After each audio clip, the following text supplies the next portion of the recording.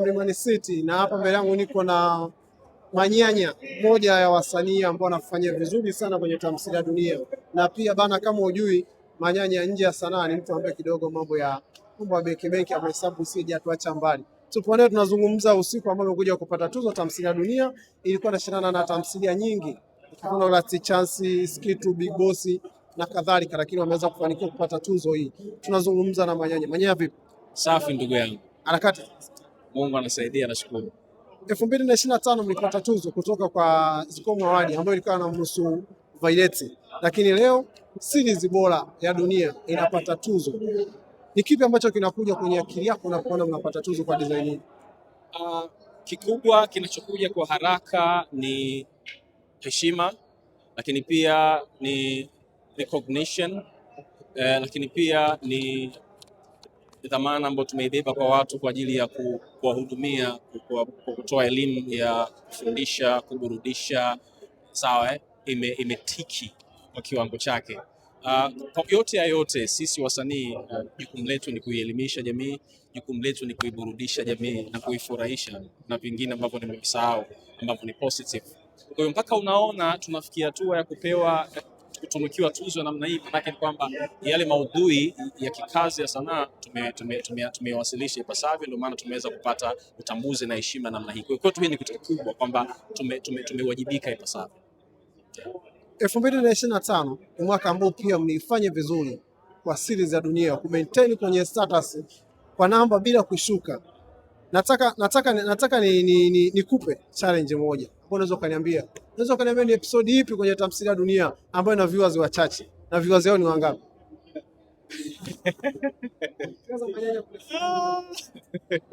Sikutegemea kama utanipa surprise ya namna hiyo.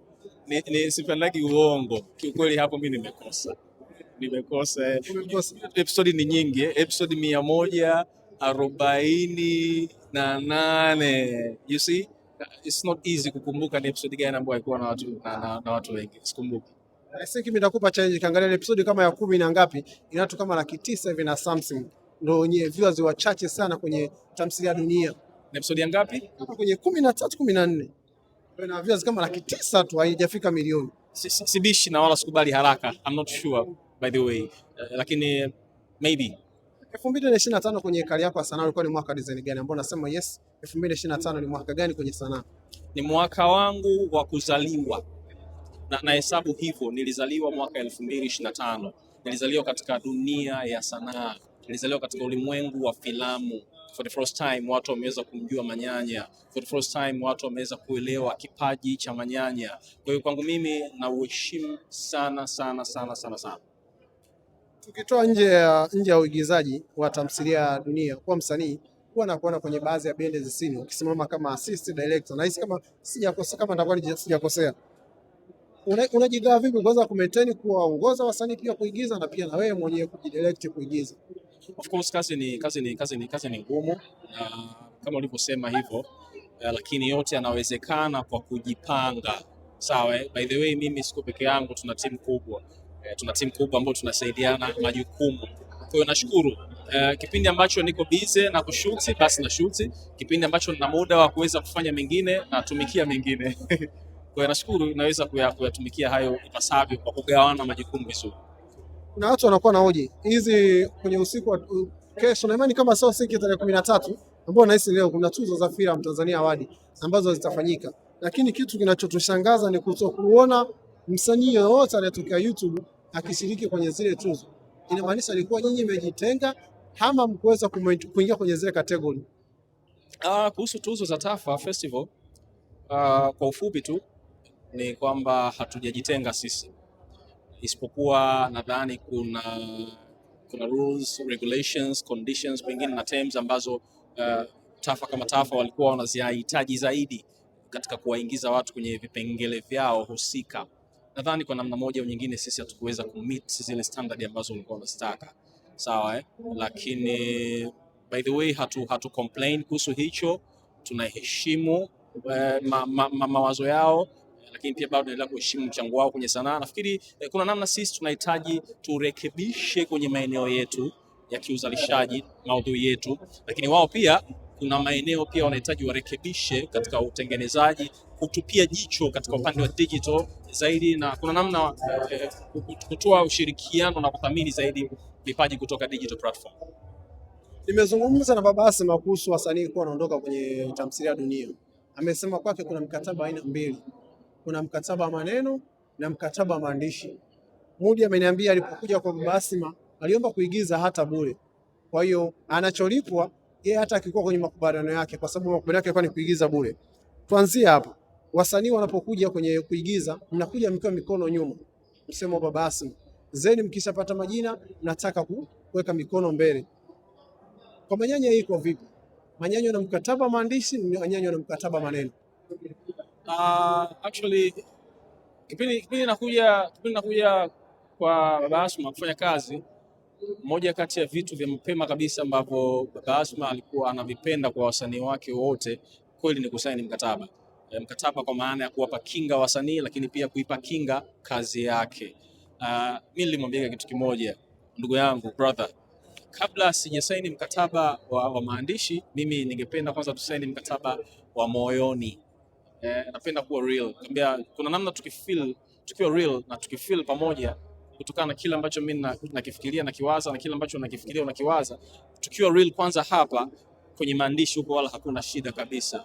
Kwenye maandishi ni kitu kidogo sana, but first we have to be real in here. Nilimwambia natamani tuwe real kwanza hapa moyoni. Nikamwambia kweli, lakini hizi ni biashara, watu wanabadilika, lazima tu focus. Sawa. Kwa hiyo baada ya hapo kweli alitoa mikataba, nikaipitia, nikaisoma, mpaka sasa mkataba ninao, lakini bado tu sija sign ile kusema kwamba okay now tunaweza tukaifanya kwa muda mrefu. Lakini tayari mimi sasa ni sehemu ya management. Tayari mimi sasa ni mhusika mkubwa, sio tu kwenye uchezaji, lakini pia hata kuiendesha kampuni. Kwa hiyo obvious very soon, moja kati ya mipango ya mapema ambayo lazima niifanye kwa mwaka 2026 ni kusaini mkataba wa kazi. Baada ya hapo sasa masuala mengine yataendelea kiutendaji. Matilda akatoka kwenye tamthilia ya Dunia na ni miongoni mwa wasanii ambao walikuwa wanafanya naye kazi kwa ukubwa na sini zenu zilipendwa sana. Nikisema kapo nako napendwa ni kati yako Matilda na wewe na mkeo Violet. Kwa Violet umemwacha, lakini kwa Matilda naye pia kaondoka kwenye tamthilia kafa. Lakini kwenye maisha kweli Matilda kaondoka kwenye tamthilia ya Dunia. Ni kipi ambacho unaweza ukakikumbuka kipindi unacheza kazi na Matilda? Nachoweza kukikumbuka, nafikiri kikubwa ni mazoea yale ya kiundugu. Sisi pale ofisini kwetu, tukiacha mbali ile kuwa na kufanya kazi kikazi kama kazi serious, kuna namna tunaishi kifamilia sana, tunaishi kwa upendo, tunaishi kirafiki. Kwa hiyo kuna namna tulishazoea kuishi pamoja kama familia, kucheka, kufurahi, kushirikiana na mambo kama hayo, kusaidiana kwenye changamoto za hapa na pale. Nafikiri hii ni big moment ambayo bado na kumbukumbu nayo kwa Matilda. Lakini kuhusu masuala ya kikazi, nafikiri akija mtu yoyote ambaye anaweza akatumikia majukumu yake vizuri, naweza nikamatch naye vizuri. Lakini kuna lifestyle nje ya kamera, nafikiri hiyo inanifanya pia nakuwa namkumbuka, kwa sababu by the way alikuwa ni mtu mzuri. Ilipotokea situation kama hiyo ya Mati na Baba Asma, uliwahi kukaa chini ukazungumza na Matilda? Honestly hapana, sikuwahi kuzungumza na Matilda. Sikuwahi kuzungumza naye chochote. Baba Asma uliweza kuongea naye kabla ya hiki ambacho sisi tulikuja kukiona kwenye mitandao? Unajua hii issue sitamani ningeizungumzia sana, kwa sababu hata hivyo ni issue ambayo pia kiupande wangu mimi niko nje nayo kidogo, na ndio maana sikutaka kuiingilia moja kwa moja. Sikuzungumza sana na Baba Asma kwa sababu ilikuwa ni swala linalohusu mwajili na mfanyakazi wake. Sawa, kwa mimi mwenyewe pia ni mfanyakazi, ni mwajiliwa. Kwa hiyo sikuweza kuingia front kuzungumzia kesi kama hiyo wakati sijui kesho yangu pia mimi inaweza ikaa katika mazingira gani. You see? Kwa hiyo sikutaka niliingilie hilo. Kwa sababu pia ilikuwa ni swala ambalo linahusisha bosi na mwajiliwa wake. Kwa hiyo pia nisingependa nilizungumzie sana. Ni kipi ambacho unaweza kuambia mashabiki ambao wanasubiria Dunia season 2? Sasa hapo ndio kuna neno la kusema. Tunashukuru kwanza kwa kuweza kutupokea vizuri kwenye msimu wa kwanza, lakini pia msimu wa pili unakuja kwa kishindo kikubwa. Shauku yetu ni kupeleka zaidi ya kile ambacho tulipeleka mara ya kwanza. Sawa, kwa ajili ya kuweza kutibu, kwa ajili ya kuweza kufurahisha, kwa ajili ya kuweza kuelimisha jamii yote, sio tu ya Kitanzania, Kiafrika, lakini pia ulimwengu kwa ujumla. Kwa maudhui hayo na malengo hayo, kwa dunia msimu wa pili ndio shabaha kubwa ambayo tumeikusudia kuifanya sana. Kwa natamani hata turushe kesho, lakini tunaenda na ratiba. Lakini dunia msimu wa pili amazing sana.